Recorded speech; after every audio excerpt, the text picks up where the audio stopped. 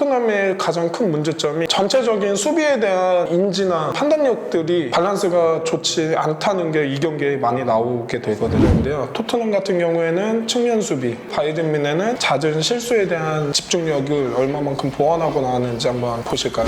골을 넣으면은 경기는 이길 수 있지만 수비를 잘하면 우승할 수 있다고 했어요. 전반 11분 토트넘 수비 장면인데요. 공간에 대한 판단이 좀 늦은 것 같아요. 시소코 선수가 먼저 1차적으로 커버에 대한 예측을 좀 더 빨리 해줬더라면은 크로스 상황까지는 나오지 않았을까. 파바르 선수가 사이드에서 오버래핑해서 공격 가담을 하고 있는데 체크가 늦다 보니까 슈팅까지 허용하게 돼요.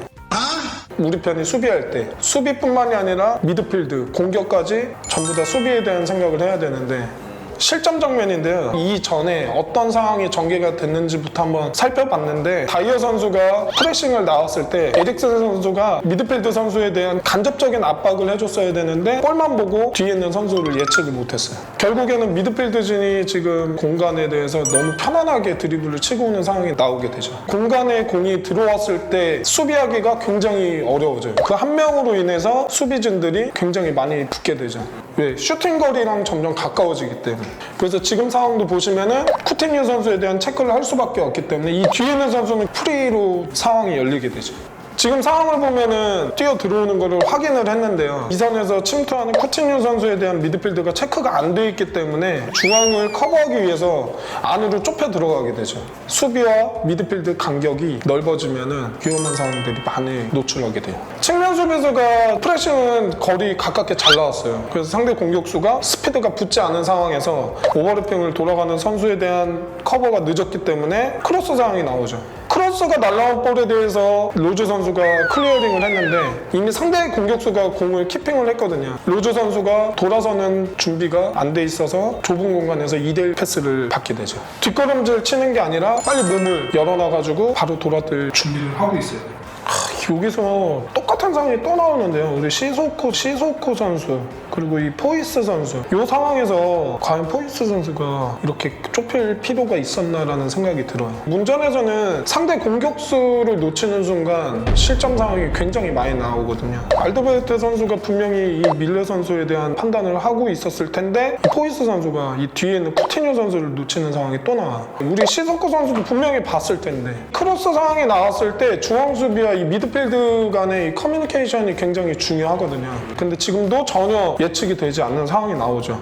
저번에도 제가 베르통훈 선수 짜증내는 거 나왔는데 아마 워커 선수가 신인이라서 짜증을 못 냈을 거예요. 근데 똑같은 판단하기 어려운 상황이 또 나와요. 침투하는 사람에 대한 상황을 전혀 예측하지 못하고 있어요. 바이에른 뮌헨은 한두 선수 빼고는 베스트가 나왔는데요. 조금 아쉬운 장면이 사소한 이 집중력 차이라고 봐요. 클리어링을 보아탱 선수가 태클로 잘 저지를 했는데 사이 패스를 막기 위해서. 근데 클리어링이 상대 공격수한테 가게 돼가지고 실점 상황이 벌어지게 됩니다. 물론 태클로 클리어링하는 상황이라 쉽지는 않았을 건데 클리어링 할 거면은 상대 공격수가 없는 사이드로 클리어링하는 게 가장 좋은 수비 장면이에요.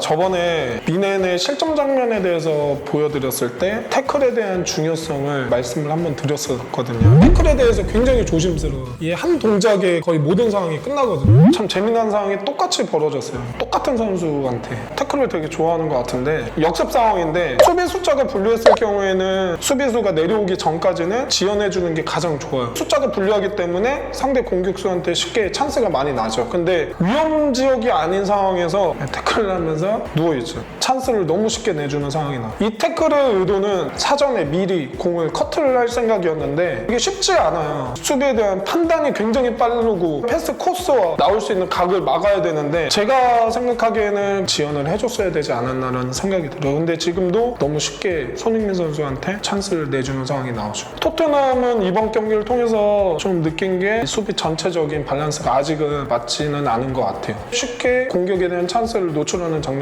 굉장히 많이 나와. 물론 베스트가 아니었지만은 뮌헨의 수비는 전체적으로 큰 위험 실점 상황이 나오진 않았지만은 손흥민 선수 이제 빠른 선수들이 나왔을 때 중앙 수비들이 스피드가 느리다 보니까 카운터 어택에 대한 준비가 조금은 늦어서 실점 장면이 많이 나오기는 했지만은 크게 위험한 상황은 많이 나오지는 않았던 것 같아요. 이번 경기에서 시소코란? 이번 경기의 시소코란 답이 없네요. 시스코 선수가 워낙 피지컬도 좋기 때문에 공격적인 부분에서 득점도 많이 나오고 하지만은 수비적인 부분에 대해서 조금 아쉬움이 있지 않나. 무링류 감독님이 오시고 나서 수비적인 부분에 대해서 강조를 더 하시기 때문에 시스코 선수한테는 성장할 수 있는 계기가 되지 않을까라는 생각이 들어요. 앞으로의 토트넘의 측면 수비에 대한 그리고 수비랑 미드필드에 대한 과정에 대해서 분석을 해서 올리도록 하겠습니다. 바이에른 뮌헨도 수비에 대한 집중력을 얼마만큼 보완하고 나오는지 수비에 대해서 집중적으로 분석하도록 하겠습니다.